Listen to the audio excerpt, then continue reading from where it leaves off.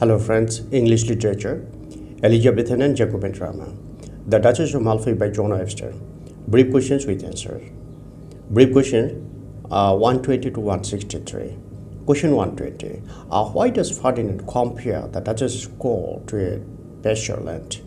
Answer. Ferdinand compares the Duchess's court to a pasture land because the atmosphere of her court is full of temptation and there are many opportunities for sex indulgences. Question 121. What does Ferdinand warn his sister against her second marriage? Answer. Ferdinand warns her that if she marries secretly, her marriage will be punished instead of being celebrated. Then he shows her his father's dagger and threatens to use it if she does not keep her lust under control. Question 122. Why does Ferdinand show the Duchess his father's best dagger? Answer. Ferdinand shows the Duchess his father's dagger in order to threaten her that he will use it if she does not keep her lust under control. Question 123. What does the Duchess say to Cariola when her brothers leave Malfi, giving her firm warning? Answer. As soon as her brothers leave Malfi, she tells her maid Cariola that she has already made up her mind to remarry in spite of the strong disapproval of her brothers. Question 124. Will you hear me? I will never marry. Who says this and to whom? Answer. The Duchess said this to her brothers, Ferdinand and Cardinal. Question 125. What does the Cardinal say when the Duchess assures her brothers that she will never marry? Answer. When the Duchess assures her brother that she will never marry, the Cardinal says, so must widows say, but commonly that motion lasts no longer. Question 126. What do the brothers tell her sister not to do again? Answer. The brothers Ferdinand and Cardinal tell her sister, the Duchess, who is a widow, not to get married again. Question 127. Hypocrisy is often of a fine small trait. What does the word hypocrisy mean here? Answer. In the quote above, the word hypocrisy most closely means falseness. Question 128. Those lustful pleasures are like heavy sleeps with which do forerun mischief. What literary device is used here? Answer. In the quote above, the literary device being used is simile. Question 129. I think this speech between you and both was studied. It came so roundly off. Who says this and what is meant here? And so the Duchess says this to her brother Ferdinand. She thinks the conversation between them and the Cardinal was planned. Question 130. To see the little wanton ride a cock horse upon a painted stick. What literary device is used here? Answer. In the quote above, the literary device being used here is imagery. Question 131. Whom does the Duchess decide to marry? Answer. The Duchess decides to marry her steward Antonio. Question 132. What does the Duchess tell Cariola before Antonio comes in response to her summons? Answer. The Duchess asks Cariola to hide herself behind the curtain before Antonio comes in response to her summons. Question 133. What does the Duchess expect from Cariola before the time of her formal love proposal to Antonio? Answer. The Duchess expects her good fortunes from Cariola before the time of her formal love approval to Cariola. Love proposal to Cariola. Question 134. What is Antonio's opinion about marriage? Answer. Antonio believes that marriage brings either complete happiness or absolute misery, and there is no middle position in marriage between those two extremes. Question 135. On what pretext does the Duchess give Antonio her wedding ring? Answer. The Duchess says that one of the Antonio's eyes appears to be sore. She gives him her ring and says that the ring is very effective remedy for sore eyes. Question 136. Whose ring does the Duchess give Antonio? And so the Duchess gives him the ring which her first husband gave her at the time of her wedding. Question 137. What had the Duchess vowed about the ring? And so the Duchess had taken a vow never to give the ring to anybody except to her second husband. Question 138. What is ambition according to Antonio? Answer. According to Antonio, ambition is a great man's madness. Question 139. What is the difference between mad men and ambitious people? Answer. According to Antonio, the only difference between madmen and ambitious people is that whereas madmen are shut up in asylums, the ambitious people live in beautiful palaces. Question 140. How is Antonio unlike tradesmen? Answer. Traders who have worthless goods talk very highly of them, and that is how they manage to sell them. Antonio, on the other hand, conceals his own virtues instead of talking about them. So the Duchesses to Duchesses, Antonio is not like traders. Question 141. How does the wooing scene show the difference in social status? And so the wooing scene between the Duchess and Antonio displays the difference in social class between the pair, as the Duchess is forced to owe Antonio instead of the typical man owes woman scenario. Question 142. Why is Antonio afraid to accept the Duchess's love? Answer. Antonio is afraid to accept her love because he is low-born and is not worthy enough to be her husband. Question 143. Why, according to Duchesses, high-born ladies are in an unfortunate position?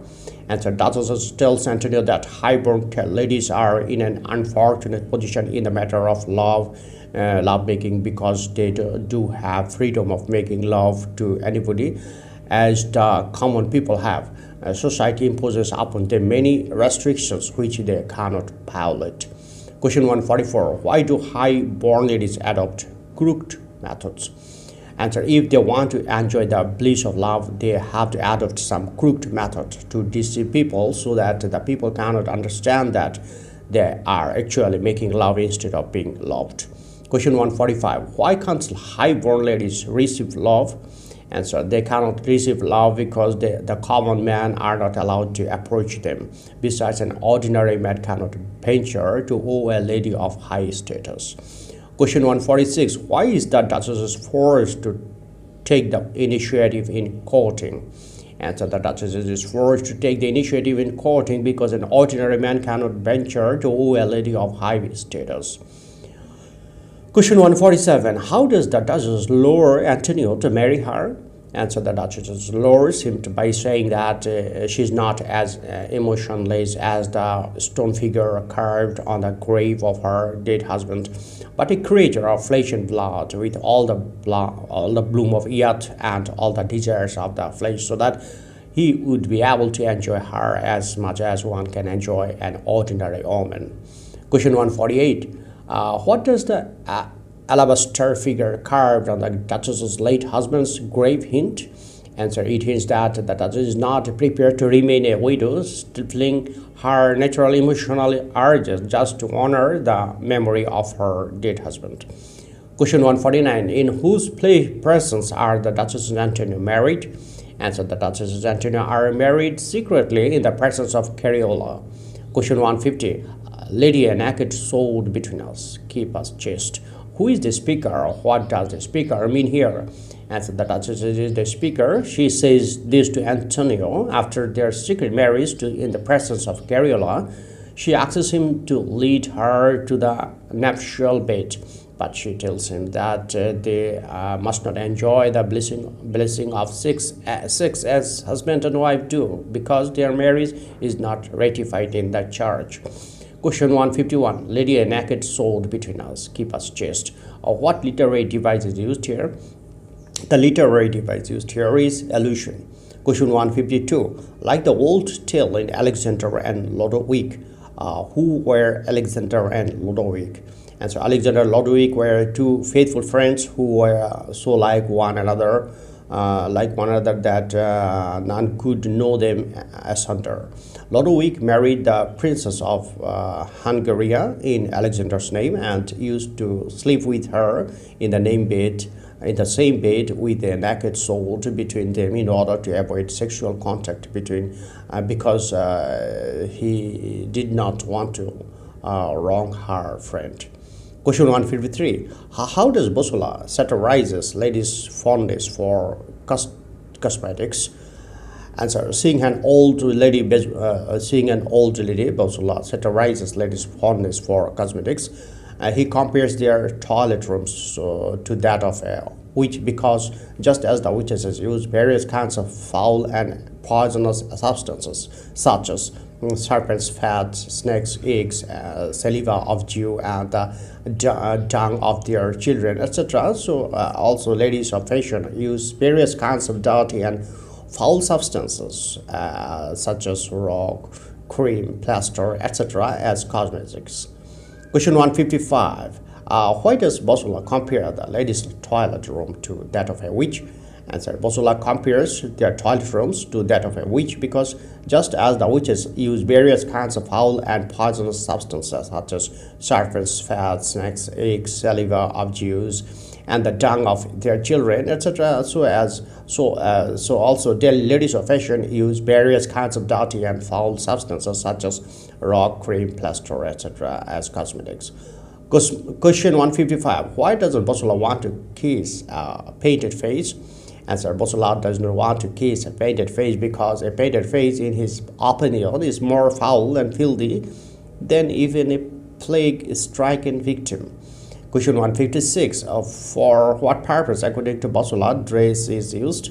Answer: according to Boswellia, dress is used to cover up the ugliness of the body.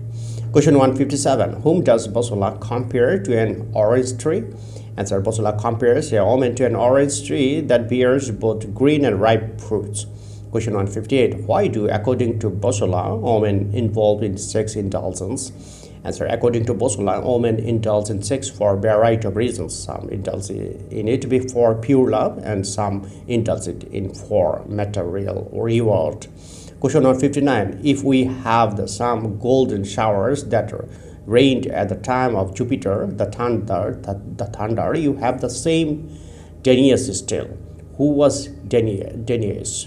Answer: the Danaus was the princess of Argos. She was imprisoned by her father, Jupiter, the supreme god who loved her, descended upon her through window in the form of a golden shower. Subsequently, she became a type of mercenary love, a woman who could not be obtained in exchange of money or gold. Question 160. If we have the same golden showers that rained at the time of Jupiter, the thunder, you have the same Danaus still. Who is the speaker? What does the speaker mean here? Answer: Boswellia is the speaker. Here he means that in modern world there are many women who take money from their lovers for sexual enjoyment. Question 161. This never studied mathematics. Who asks the question and to whom? What does the speaker mean here by mathematics? Answer: Boswellia asks this to an old lady by mathematics. He means the calculation of money which a woman earns by selling her body to as many customers as possible. Question 162. Why to know the trick how to make a many lines meet in one center? What do the words lines and center suggest? Many lines stand for many customers, for visitors, while the center means the woman's youth and beauty, which is the center of attraction. Question 163. Why does Boswellia give the Duchess some apricots? Answer: Boswellia gives the Duchess some apricots to be sure whether she is pregnant or not. Thank you friends for watching my video.